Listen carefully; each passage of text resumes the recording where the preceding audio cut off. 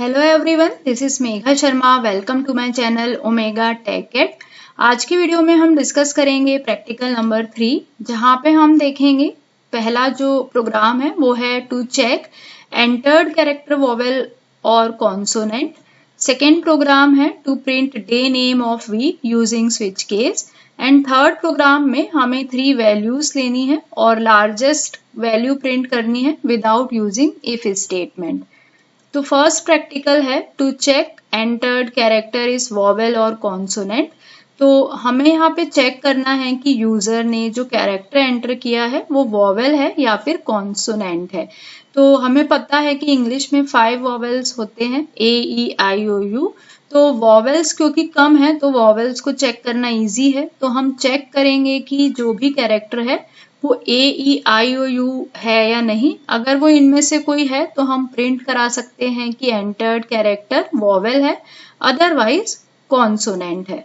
तो सबसे पहले हम लोअर केस लेटर के लिए चेक करते हैं। लोअर केस वॉवेल के लिए एल वॉवेल हमने एक वेरिएबल लिया है और यहाँ पे हम चेक कर रहे हैं कि सी की वैल्यू, सी जो कि कैरेक्टर है जो हम यूजर से ले रहे हैं, अगर इसकी वैल्यू A-E-I-O-U में से कुछ भी होती है तो यहाँ पे 1 इवेल्युएट होगा, मीन्स एल वॉवेल में 1 स्टोर हो जाएगा।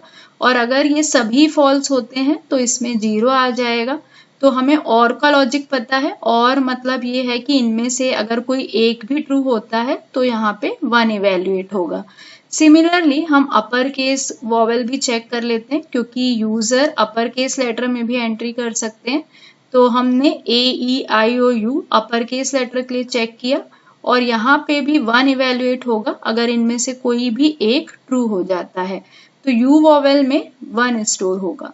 अब हम चेक करेंगे L वॉवेल और U वॉवेल को, और इन दोनों में से अगर कोई एक भी ट्रू है तो यहाँ पे 1 इवेल्युएट होगा और हम बोल सकते हैं, हम प्रिंट करा सकते हैं कि जो भी एंटर्ड कैरेक्टर है वो वॉवेल है, अदरवाइज जो कैरेक्टर एंटर हुआ है वो कॉन्सोनेंट है। अब हम इसे सी में परफॉर्म करके देखेंगे। तो यहाँ पे हमने कैर सी लिया है जो कि हम यूजर से लेने वाले हैं कैरेक्टर।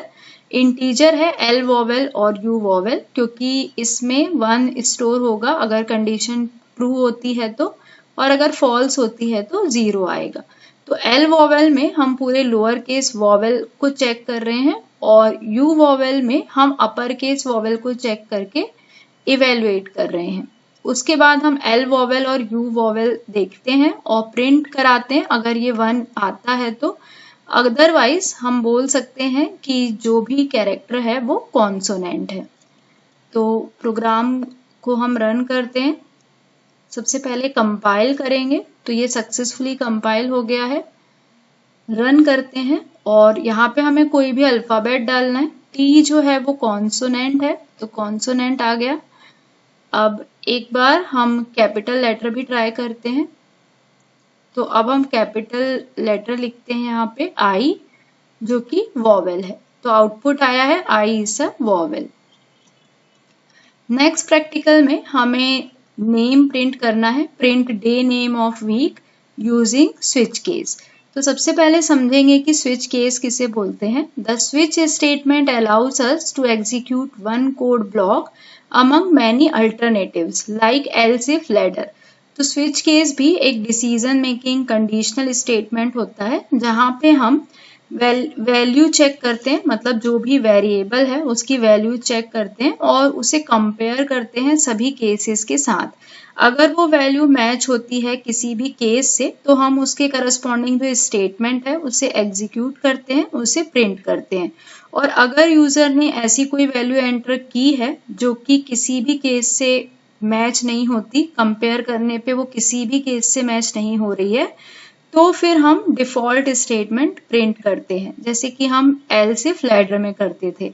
बट यहाँ पे डिफरेंस ये है कि स्विच केस में जो हम एक्सप्रेशन लिखते हैं वो कैरेक्टर और इंटीजर होना चाहिए। मीन्स जो स्विच केस होते हैं वो सिर्फ कैरेक्टर और इंटीजर वैल्यू को ही इवेल्युएट कर पाते हैं। तो हम इसका पहले सिंटैक्स देख लेते हैं। स्विच का सिंपल ही सिंटैक्स है, स्विच ब्रैकेट में एक्सप्रेशन। अब यहाँ पे हम एदर कैरेक्टर दे सकते हैं और इंटीजर दे सकते हैं। उसके बाद हम डिफरेंट केसेस बताते हैं, केस वैल्यू 1, केस वैल्यू 2 और उससे रिलेटेड स्टेटमेंट लिखते हैं। तो केस वैल्यू 1 के बाद कोलन स्टेटमेंट 1 जहाँ पे हम कोई प्रिंट स्टेटमेंट देंगे और उसके बाद ब्रेक यूज करेंगे। Similarly case value 2 statement 2 break semicolon. इसी तरीके से हम n नंबर ऑफ केसेस दे सकते हैं और लास्ट में, क्योंकि अगर इनमें से कोई भी केस हमें नहीं मिलता है तो लास्ट में एक डिफॉल्ट वैल्यू देनी है, तो लास्ट में हम डिफॉल्ट स्टेटमेंट देते हैं। यहाँ पे अगर हम ब्रेक स्टेटमेंट यूज नहीं करते हैं तो सभी लेबल चेक होंगे और जो डिफॉल्ट क्लॉज होता है इनसाइड द स्विच स्टेटमेंट वो ऑप्शनल होता है। अब यहाँ पे हमें डे नेम प्रिंट करना है यूजिंग स्विच केस। तो हमने एक वेरिएबल ले लिया है डे, इंटीजर वेरिएबल है वो, और यहाँ पे हम यूजर से कोई भी वैल्यू लेंगे 1 से लेके 7 तक और स्विच डे है। अब केस हम देख सकते हैं, केस 1 अगर है मतलब अगर यूजर ने 1 एंटर किया है तो मंडे प्रिंट होगा, 2 एंटर किया है तो ट्यूसडे, 3 में वेडनेसडे एंड सो ऑन।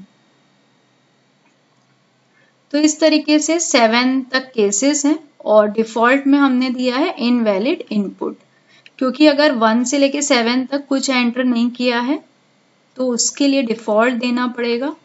अब यहाँ पे हमने डाला है 5 तो आया है फ्राइडे। तो इस तरीके से स्विच केस की हेल्प से हम डे प्रिंट कर सकते हैं। नेक्स्ट है practical number 3C, print out the largest number without using if statement. Largest number print करने का प्रोग्राम हम कई तरह से देख चुके हैं। हम इफ की हेल्प से भी कर सकते हैं, नेस्टेड इफ की हेल्प से भी कर सकते हैं और कंडीशनल ऑपरेटर की हेल्प से भी कर सकते हैं, बट यहाँ पे हमें इफ स्टेटमेंट का यूज ही नहीं करना है। तो उसके लिए हमने यहाँ पे वाइल लूप का यूज किया है और वाइल लूप की हेल्प से हम लार्जेस्ट नंबर प्रिंट कर रहे हैं। तो यहाँ पे हम i is equal to 1 assign करके i को तीनों नंबर से चेक कराते हैं, a, b एंड c से। i is less than equals to a और i is less than equals to b और i is less than equals to c। अगर इनमें से कोई एक भी ट्रू होगा तो हमारी कंडीशन ट्रू हो जाएगी और हम i में 1 का इंक्रीमेंट कर देंगे। तो इस तरीके से हम तीनों नंबर्स चेक कर सकते हैं और एंड में लार्जेस्ट नंबर प्रिंट कराने के लिए हम i-1 को प्रिंट करा देंगे। तो इसे हम एक एग्जाम्पल से समझ सकते हैं। फॉर एग्जाम्पल हमने 3 नंबर्स लिए, a is equal to 3, b is equal to 5 and c is equal to 6। तो i इज इक्वल टू तो 1 है, तो सबसे पहले i चेक होगा a से, i less than equals to a, condition true हो गई। अब कोई एक भी कंडीशन ट्रू हो रही है तो हमें i में इंक्रीमेंट करना ही है। तो बाकी के कंडीशंस ट्रू हो या फॉल्स हो उससे हमें मतलब नहीं है, कोई एक भी अगर ट्रू हो गई है तो हमें i में इंक्रीमेंट करना है।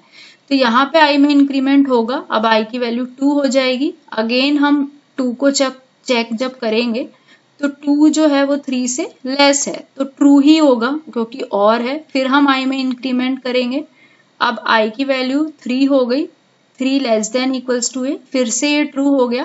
तो ये हमेशा ट्रू होगा अगर a फॉल्स भी हो जाता है, जैसे कि फॉर एग्जांपल हमने 4 लिया, i की वैल्यू सपोज 4 हो गई तो i less than equals to a ये फॉल्स हो गया है, but i less than equals to b ये तो ट्रू हो गया है। तो इस तरीके से ये ट्रू होता रहेगा। ये सिर्फ तब फॉल्स होगा जब हमारे i की वैल्यू 7 हो जाएगी, क्योंकि जब i की वैल्यू 7 हो जाएगी तो i less than equals to a ये भी फॉल्स है क्योंकि 3 है, 3 जो है वो 7 से मतलब i की वैल्यू 7 है और 7 जो है वो 3 से लेस देन इक्वल्स टू नहीं है, 7 से जो है 3 छोटा है। इसी तरीके से 7 को हम कंपेयर करेंगे जब 5 से, तो 7 5 से भी छोटा नहीं है और 7 6 से भी छोटा नहीं है। तो जब i की वैल्यू 7 होगी तब ये while की जो कंडीशन है ये फॉल्स हो जाएगी, कंडीशन सेटिस्फाई नहीं होगी और तीनों का ही रिजल्ट जो है वो नो आ रहा है, तो इसका मतलब यहाँ पे कंडीशन फॉल्स हो जाएगी। तो फिर ये लूप से बाहर आ जाएगा क्योंकि कंडीशन सेटिस्फाई नहीं हो रही है और फिर i में इंक्रीमेंट नहीं होगा और हम प्रिंट कराएंगे i-1। मीन्स लार्जेस्ट नंबर हो जाएगा 6। तो हमारे केस में भी लार्जेस्ट नंबर 6 ही था। तो इस तरीके से हम लार्जेस्ट नंबर प्रिंट करा सकते हैं without using if statement. Same code हमने यहाँ पे सी में लिख लिया है। सबसे पहले हम 3 नंबर्स लेते हैं यूजर से a, b and c while I is less than equals to a और I is less than equals to b और I is less than equal to c I plus plus. पर print में हमें I-1 ही print कराना है, I नहीं print कराना है। तो रन करते हैं प्रोग्राम को।